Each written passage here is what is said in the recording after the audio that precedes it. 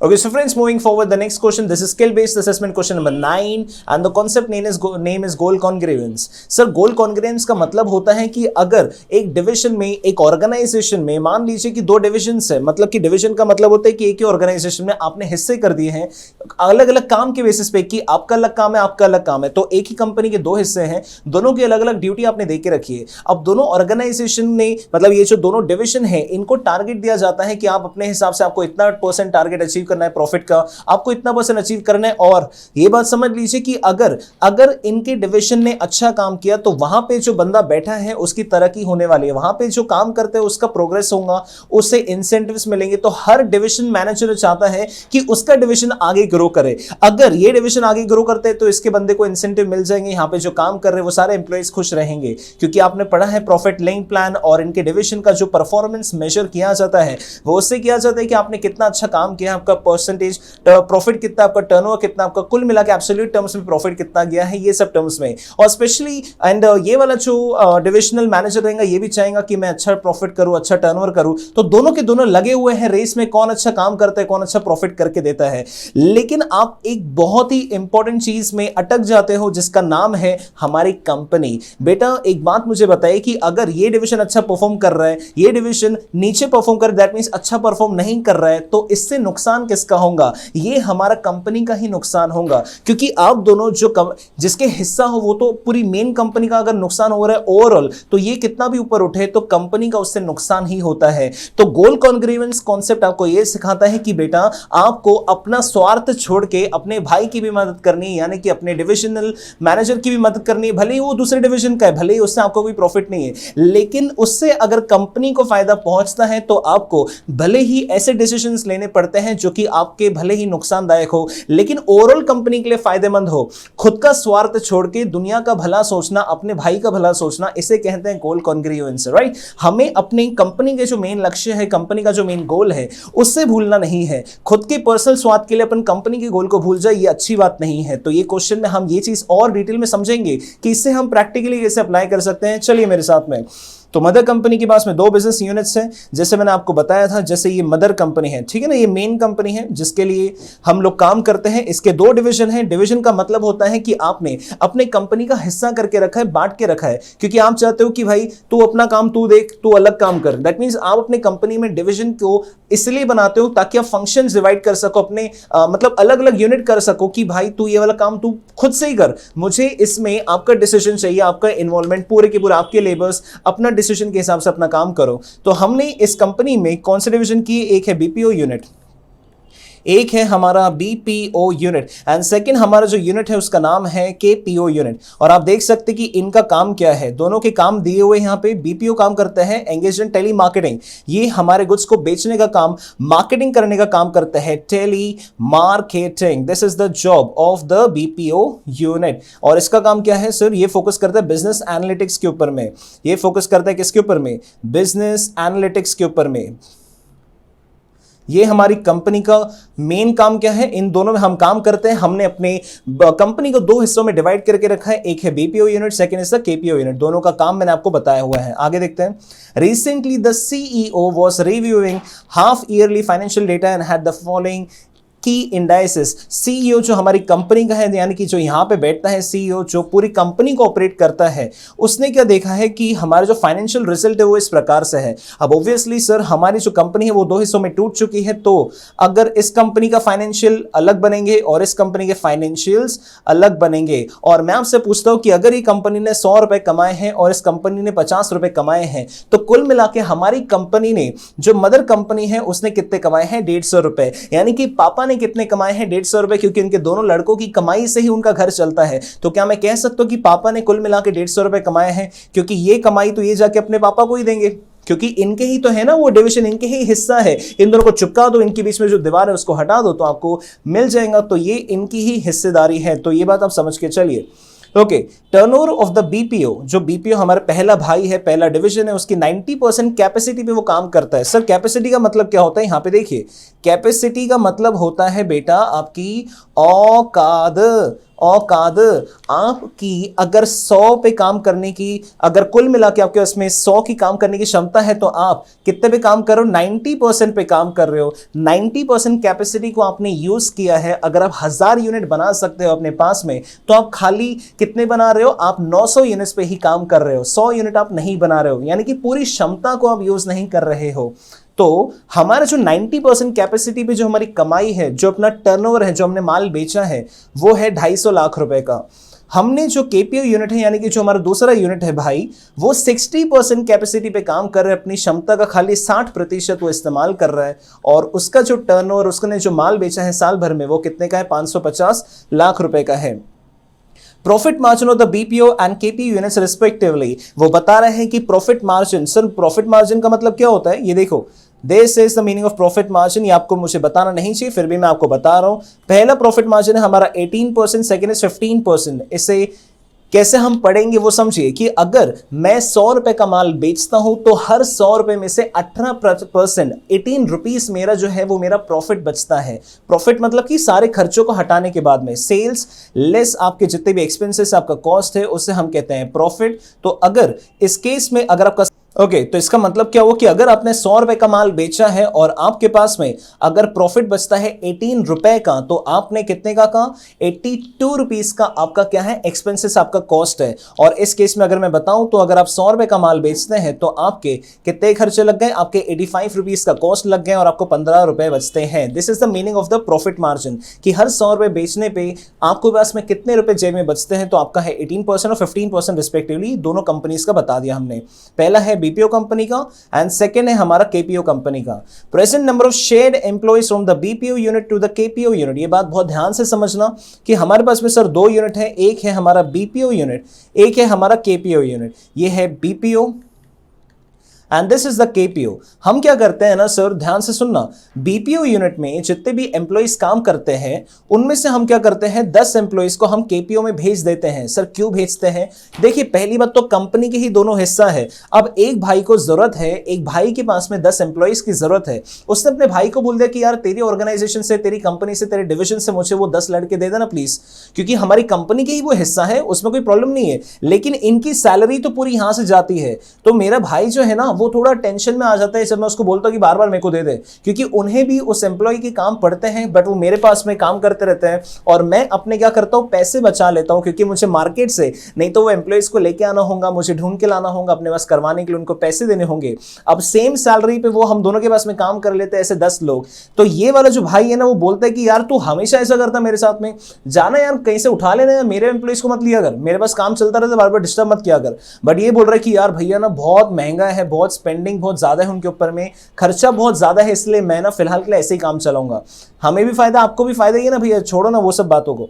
Okay, तो कितने employees ऐसे कर रहे हैं? 10 एम्प्लॉइज बीपीओ से केपीओ में वो यूज कर रहे हैं। Number of hours required on cross training of 1 employ and rate per hour. एक एम्प्लॉय को कितने घंटे देने होते हैं? Number of hours required on cross training. Cross training का मतलब है कि नई नई स्किल्स, अलग अलग स्किल्स सिखाने के, एक से ज्यादा काम करवाने के, उनको जो ट्रेनिंग देनी होती है, क्योंकि नए लड़के हैं तो 10 घंटे की आपको ट्रेनिंग देनी होती है और उनको आपको 3000 रुपए 1 घंटे के पैसे देने होते हैं। तो ये होता है इनका काम। ओके, उसके बाद में आगे दिया हुआ है the CEO half year overall target for the company is 1200 lakh रुपए with the profit margin of 18%। हमारा जो सीईओ है वो खड़ा हो गया और वो बोल रहा है कि देखो बेटा, आज के बाद से ना मैंने एक लक्ष्य रखा है हाफ ईयर का, ये हमारा फुल ईयर है, यहां तक कि ये वाला जो कंपनी का काम चलेगा पहले हाफ का, पहले 1 अप्रैल से 30 सितंबर के बीच में सीईओ ने टारगेट क्या रखा है कि मुझे जो प्रॉफिट चाहिए ना, सीईओ बोलता है कि मुझे प्रॉफिट चाहिए आपका 1200 लाख रुपए का, और इसको क्या चाहिए, इसको जो प्रॉफिट मार्जिन चाहिए, यानी कि जो हमने सेल्स के ऊपर में अगर 100 का माल बेचते हो तो ये बोल रहे हैं कि हमारे 18% हमारी कंपनी के पास में बचने चाहिए। ये क्या दिया इसने, टारगेट देके रखा है सबको as a whole. However BPO has told that categorically, BPO ने बोला है किसको, बीपीओ ने बोला है सीईओ को that he can not spare any additional employ at the BPO as working at the optimum capacity. क्या लिखा है उसने, ध्यान से देखिए। The BPO unit head has told categorically to the CEO that he cannot spare any additional employees. The BPO is at working at the optimal capacity. Simple मतलब वो कह रहा है कि हम जो अपने 10 एम्प्लॉइज यहां से हम अपने केपीओ को देते हैं, अब से हम आपको नहीं देने वाले, क्योंकि हम पहले 90% कैपेसिटी पे काम कर रहे हैं, हमारा काम चलता रहता है, बार बार ये केपीओ वाला भाई मेरे को आके डिस्टर्ब करता है। अब यहां पे केपीओ वाला क्या पक्ष रखना है, अपना क्या पॉइंट रख रहा है वो समझिए।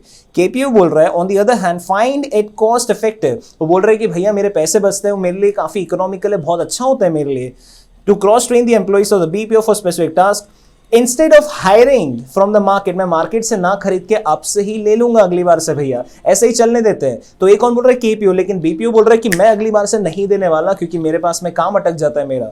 अब बात आती है यहां पे question number 1, analyse the strategic problem that mother company is facing. Sir mother company कौन है, ये मेन कंपनी है जिसके अंडर में ये बीपीओ और केपीओ आते हैं।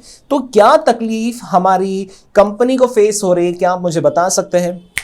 कम ऑन गाइस, मुझे बताएं कि क्या तकलीफ हमारी कंपनी को ओवरऑल फेस हो रही है, क्या हमारी तकलीफ कंपनी को ओवरऑल फेस करनी पड़ रही है। आइए देखेंगे इसका सॉल्यूशन मेरे साथ में। देखिए बहुत ही सिंपल सॉल्यूशन है, काफी सिंपल तरीके से आपको समझाता हूं। हमारा टर्नओवर हमें दिया हुआ है, हमारा कितना है 250 लाख का, 550 लाख का। तो कुल मिला के हमारा टर्नओवर, अगर मैं कंपनी की बात करूं तो कुल मिला के कंपनी के जो दो डिविजन है बीपीओ एंड केपीओ, इन दोनों के टर्नओवर को मिला के ही हमारा टर्नओवर निकलेगा। अगर ये 250 है और ये 550 है तो दोनों को मिला के हमारे किसका टर्नओवर निकलेगा, हमारी कंपनी का। क्योंकि पापा ने उतना ही कमाया जितना उनके बेटों ने मिला के कमाया है, तो दोनों की कमाई जोड़ दो या फिर दीवार हटा दो तो हमारे पास में कंपनी की कमाई निकल जाती है। कैपेसिटी, हम कितनी कैपेसिटी में कितनी क्षमता पे हम काम कर रहे हैं, हमने अपनी क्षमता का खाली 90% यूज किया है, 90%। अगर हम चाहते तो इससे और 10% यूज करके हम पूरा का पूरा 100% कैपेसिटी पे काम कर सकते थे। बिल्कुल हमारे पास में क्षमता थी, लेकिन आपके पास में रिसोर्सेज की कमी, आप करना नहीं चाहते, 100 रीजंस। और ये भाई देखो दूसरा भाई जो है ना बहुत ढीला है, 60% ही यूज कर रहा है, 40% अपने रिसोर्सेज का यूज नहीं कर रहा है। 100 का मतलब 1000 यूनिट्स बना सकते हैं तो खाली 600 बना रहे हैं, 400 यूनिट्स बना ही नहीं रहा है, पता नहीं क्यों यार। ओके, तो कुल मिला के अगर कंबाइंड कैपेसिटी देखें तो 67% की है। सर ये कैसे निकाला है, बहुत सिंपल है। देखिए अगर मैं फुल कैपेसिटी पे काम करता तो यानी कि 250, अगर 90% कैपेसिटी है तो आपकी 100% कैपेसिटी कितनी होगी, 278। वैसे ही हमारा ये आ जाएगा 916 और इन दोनों का टोटल आ जाएगा 1194। तो यहां पे देखिए अगर मैं 800 की कुल मिला के हम काम करने हैं और हमारी जो क्षमता है कुल मिला के काम करने की वो 1194 की है, तो आप कुल मिला के देखेंगे तो कितना होता है, ये देखो मेरे साथ में, this is 800 divided by 1194, 800 divided by 1194 into 100, this comes to what? This comes to 67%। ये हमारा आता है 67%, यानी कि कंबाइंड कैपेसिटी, दोनों के टर्नओवर को चिपका दिया और दोनों के टर्नओवर की फुल कैपेसिटी को हमने चिपका दिया, यानी कि इतना हमने बनाया है और हम कितना बना सकते थे, तो हम कितने परसेंट कैपेसिटी में वो हमें मिल जाएगा। हमने प्रॉफिट मार्जिन क्वेश्चन में दिया हुआ 15%, ये 15% ये क्वेश्चन में दिया हुआ है। तो सर अगर हम 18% निकाले हमारा प्रॉफिट मार्जिन, यानी कि हमने ये टर्नओवर किया है, इसका हम 18% निकाले तो 45 होता है। इसका भी अगर आप देखेंगे अगर 15% तो होता है 83, इन दोनों का टोटल करेंगे तो होता है हमारा 128। कुल मिला के कंपनी ने 128 का टर्नओवर किया है लाख का, 128 लाख रुपीस का, यानी कि 1,28,00,000 का प्रॉफिट कमाया है। अब प्रॉफिट एट फुल कैपेसिटी, अगर आप फुल कैपेसिटी पे काम करते तो आप कितना प्रॉफिट कमा सकते थे, कितना कमा सकते थे, ये देखो अगर 278 का होता और मैं 18% के हिसाब से कमाता तो मैं कितना कर सकता था, 50 लाख का कमा सकता था। यहां पे देखिए अगर मैं फुल कैपेसिटी में 138 का कमा सकता था, यानी कि कुल मिला के मैं 188 लाख का मैं प्रॉफिट कमा सकता था पूरी कंपनी के हिसाब से। और आपने कितना कमाया है, यहां देखिए आपने 128 कमाया है, लेकिन 188 आप कमा सकते थे, ठीक है ना। आपके उसमें इतनी क्षमता है, आपने इतनी कमाई अपनी खोई है, छोड़ा है प्रॉफिट। आगे देखते हैं। In mother company, both units are focusing on the respective unit performance rather than strategizing on company's growth as a whole। ये जो मैंने आपको बहुत ही इंपॉर्टेंट पॉइंट बताया, यहाँ पे देखिए उसने रिपीट किया है। आपका सिर्फ और सिर्फ ये गोल नहीं होता है कि मैं अपने डिवीजन को आगे बढ़ाऊं, आप अपने डिवीजन का तो सोचे ही सोचे, लेकिन एक साथ में हमारी कंपनी का भी सोचो, क्योंकि अगर कंपनी ही नहीं रही तो डिवीजन किस काम के। आप कितना भी आगे बढ़ जाओ, लेकिन अगर ओवरऑल कंपनी का ग्रोथ नहीं होगा तो कल जाके कंपनी को बंद करने की नौबत आ सकती है। तो हमेशा हमें क्या करना है, खुद खुद का भी भला देखना है और कंपनी का भी, दोनों को एक दिशा में अच्छी ग्रोथ करवा के देनी है, कंपनी को भी और अपने डिवीजन को भी। दोनों के बारे में सोचो, अपना ही फायदा मत देखो। तो अभी हमारी कंपनी में क्या हो रही है, हमें ये गलती हो रही है कि हम सिर्फ और सिर्फ खुद का देख रहे हैं। आगे देखिए, कैलकुलेशन रिवील करता है कि बीपीओ यूनिट जो है, यानी कि जो बड़ा भाई है बीपीओ यूनिट, उसका low margin high man power oriented unit है। ऐसा क्यों कह रहे हैं, बहुत ध्यान से देखिए। ये 90% कैपेसिटी पे काम कर रहे हैं, यानी कि अपनी पूरी क्षमता को यूज कर रहे हैं, जितने एम्प्लॉय से पूरी क्षमता जान लगा दे रहे हैं, लेकिन प्रॉफिट कितना कर रहे हैं, प्रॉफिट कमाई कितनी कर रहे हैं, कमा के कितना दे रहे हैं वो देखिए। अगर मैं टोटल मिला के 128 लाख रुपए कमाता हूं, तो उसमें से जो मेरा बीपीओ है और मेरा जो केपीओ है वो कितना प्रतिशत कमाते हैं, ये देखिए। ये है मेरे कितने, यहां पे फोकस करो आप, ये 45 कमाता है और ये 83 कमाता है। सर ये कमाता है 45 और ये कमाता है 83, तो कितना हो गया परसेंटेज वाइज? सर ये ना, ये वाला जो भाई है ना, ये 45 कमाता है आउट ऑफ व्हाट, ये जो भाई है ये 45 कमाता है आउट ऑफ 128, आउट ऑफ 128, तो कितना परसेंट हो गया? ये हो गया सर, ये 35% कमाता है, दिस इज 35%। और ये भाई कितना कमाता है, ये 65% प्रॉफिट में कंट्रीब्यूट कर रहा है कंपनी के। तो कौन सा भाई ज्यादा अच्छा कंट्रीब्यूट कर रहा है, आप देखेंगे तो केपीओ अच्छा कंट्रीब्यूट कर रहा है, बीपीओ खाली 35% कंट्रीब्यूट कर रहा है, इतना क्षमता में काम करने के बावजूद भी। और ये देखिए भाई कितना कम करते हैं, 60% ही काम कर रहा है, लेकिन कितना अच्छा प्रॉफिट करके दे रहा है, ठीक है ना। Okay, it is clear that strategic problem is being faced by company limited is concerned with the divisional performance measure in terms of goal congruence। हमें ये बात बिल्कुल क्लियरली समझ में आ रही कि जो आप तकलीफ फेस कर रहे हो, क्योंकि ये भाई बोलता है कि मैं इसको नहीं दूंगा क्योंकि इसका भला हो रहा है इससे और मेरा नुकसान हो रहा है। तो ये हम समझ में आ रहा है कि आप सिर्फ अपना फायदा देख रहे हो, कंपनी का ओवरऑल ग्रोथ नहीं देख रहे हो, कंपनी का कुल मिला के फायदा नहीं देख रहे हो। The CEO target for the next half yearly is really ambitious and this can be achieved if the goal congruence is met by both the units set। हमने जो सपना देखा है, CEO ने जो टारगेट देखा है, जो मैंने आपको ऊपर बताया, यहां पे देखिए ये CEO का टारगेट है, कहां गया भाई? Where is the target given by the CEO? हमारे CEO ने चाहा था कि हम 1200 लाख रुपए यानी कि 12 करोड़ का प्रॉफिट करेंगे और हमारा 18% हम कमाएंगे हर 100 रुपए पे। तो ये जो उसने सपना देखा है ना, ये वो अकेले पूरा नहीं कर सकता कोई भी, दोनों को मिलके काम करना है। हमारी कंपनी का विजन है, ये हमें अचीव करना है। तो अगर आप अपना अपना करोगे तो भाई कैसे अचीव कर पाओगे? तो हम चाहते हैं कि दोनों साथ में काम करें, ठीक है ना। Only if the goal congruence, यानी कि अपना भी देखो और कंपनी का भी फायदा देखो, तभी अचीव कर पाएंगे। सेकंड इज सजेशन आपको देना है कि हम इस जो टारगेट है उससे कैसे अचीव कर सके, 1200 लाख का और 18% जो आपका टर्नओवर का है। इससे अचीव करने के लिए हम आपको 3 बातें बताते हैं जो कि बहुत ही इंपॉर्टेंट है, ध्यान से देखना बेटा। देखो, अगर यहां पे देखो पहला सजेशन जो आ रहा है हमारे सामने, overall revenue target of 1200 lakh का जो है is achieve by cracking up the utilization of division at 100%। देखो यहां पे ध्यान से देखो, मेरी बात सुनो, यहां पे आओ। सर अगर मैंने 100% डिविजन की कैपेसिटी को यूटिलाइज किया तो ये मेरे को टर्नओवर हो रहा था, एक सेकंड में पूरा हटा दूं। अगर मैं 100% डिवीजन की कैपेसिटी को यूटिलाइज करता हूं तो ये मेरा होता है टर्नओवर, और इस टर्नओवर के ऊपर में मेरे को प्रॉफिट होता है कितने का, ये सबका। यानी कि कुल मिला के 100% अगर मैं डिवीजन की कैपेसिटी को यूज कर लेता हूं तो हमारी कंपनी को 188 लाख रुपीस का प्रॉफिट होगा। कितने का? 188 लाख रुपीस का। कितने का होगा? 188 लाख रुपीस का। और हमारा टर्नओवर कितना होगा? हमारा टर्नओवर होगा 1194 का। और मैं क्या आपसे पूछ सकता हूं कि हमें टारगेट कितना दिया था सीईओ ने? उसने दिया था 1200 लाख रुपए का।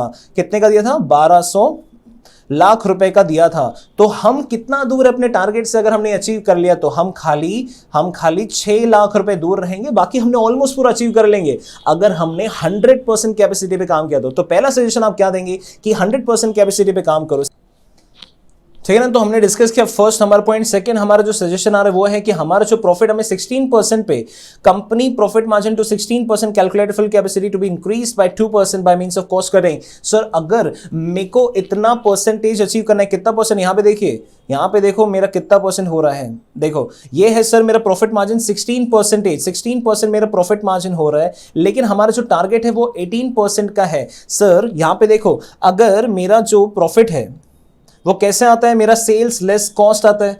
अगर हमारा सेल्स है कितने का 100 का और ये है हमारा 82 का, ये है कितने का, सॉरी अभी हमारा कितना हो जाएगा, ये 84 का हो जाएगा, तो ये 16 है। फिलहाल के लिए हमारी कंपनी की ये पोजीशन चल रही है। आपको क्या करना है, इसको अपने 18 पे लेके जाना है। तो आपके पास में दो ही ऑप्शन है, या तो आप इसको क्या करो, इसको 2 बढ़ा दो या फिर इसको 2 कम कर दो, दोनों में से एक ऑप्शन है। तो हम हमेशा प्रेजेंट सिनेरियो में अपने जो बिजनेस ऑर्गेनाइजेशन में हम क्या देखते हैं कि मार्केट में जो रेट चल रहा है हम नॉर्मली वही रेट रखते हैं, यानी कि 100 रुपए को हम चेंज नहीं करेंगे। तो हमारे पास में जो ऑप्शन है वो है कॉस्ट कटिंग मेजर्स। हमें अपने खर्चों को कम करना है 2 लाख रुपए से, ताकि हम ये प्रॉफिट का मार्जिन अचीव कर सके 18% का जो हमारे सीईओ ने टारगेट रखा है, राइट। तो हमें इसको अचीव करने के लिए क्या करना है, कॉस्ट कटिंग मेजर्स लगाने, जैसे कि लीन सिक्स सिग्मा, लीन जो कॉस्ट मैन्युफैक्चरिंग टेक्निक्स हम देखते हैं, वो सब से हमें अपने कॉस्ट को कम करना है कुछ भी करके, ताकि हम ये प्रॉफिट टारगेट अचीव कर सके। उसके बाद में क्या लिखा है, क्रॉस ट्रेनिंग, क्या लिखा है सर यहां पे देखिए, This is the cross training can be helpful in proper utilization of workforce। Sir cross training यानी कि एक से ज्यादा स्किल के ऊपर में एक एम्प्लॉय को काम कराना, उससे क्या होगा कि एम्प्लॉय मल्टीटास्किंग होगा, एक से ज्यादा काम कर पाएगा। तो आप अगर 2 एम्प्लॉय रखेंगे और वो 10 का काम कर सकेंगे, यानी कि एक टाइम पे वो 5-5 काम कर पा रहे हैं, बहुत अच्छे से कंपनी को मैनेज कर पा रहे हैं। तो मल्टीटास्किंग वाले एम्प्लॉयज को, स्किल्ड एम्प्लॉयज को काम सिखाने में अपनी पूरी जान लगा दो और उन्हें क्या करो, काम करो। अब ये सब करने से हम क्या कर पाएंगे, अपना प्रॉफिट मार्जिन इंप्रूव कर पाएंगे और कॉस्ट रिडक्शन कर पाएंगे, राइट गाइस। तो this was the end of the question. चलिए नेक्स्ट क्वेश्चन की तरफ चलते हैं।